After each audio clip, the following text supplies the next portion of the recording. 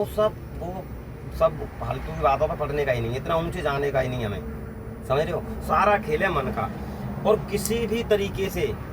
और यही मन ऐसा है कि यही मन तुमसे पाप कर्म भी कराएगा, और यही मन तुम उसे एंड में कहेगा कि जहर खा के मर, और यही मन कहेगा कि जाके उसमें गोली मार।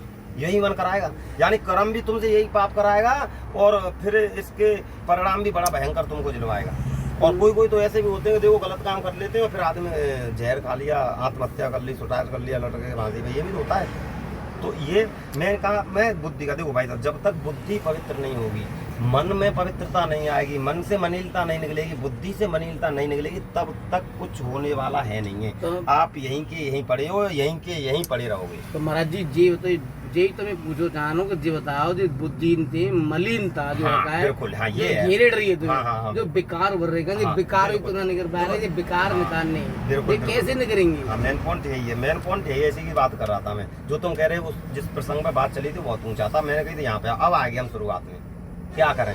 गुरु महाराज जी चिल्ला चिल्ला के पूरे हिंदुस्तान से कह रहे हैं कि नाम जप करो, प्रभु का नाम लो, नाम जप करो, प्रभु का नाम लो। सबसे यही बात कह रहे हैं।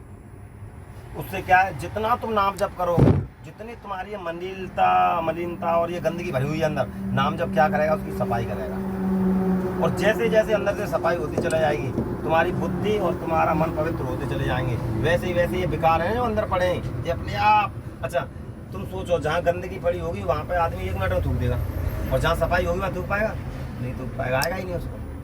तो वही है, जब अंदर पवित्रता आने लगेगी तो ये जो गंदगी है, जितनी गंदगी है बेकार युक्त भरी हुई है, जितने भी गलत आता है, जो चाहकर भी नहीं छोड़ पा रहा आदमी, तो वो सब किनारा करने लगेंगे अपने आप। दूसरी बात, इस जो आत्मबल, जो नाम जप करोगे प्रभु का, वो इतना आपको आत्मविश्वासी बना देगा। अंदर जो आत्मबल, अध्यात्म बल होता है, वो इतना आपके अंदर जगा देगा। आपने ये बोल दिया कि ऐसे, तो फिर आपका मन उसको ऐसे नहीं कराएगा, वैसे ही करेगा, क्योंकि मन भी पवित्र हो गया, और इधर आत्मबल इतना इकट्ठा हो गया तुम्हारे अंदर कि अब वो दोबारा तुमको टिकने ही नहीं देगा।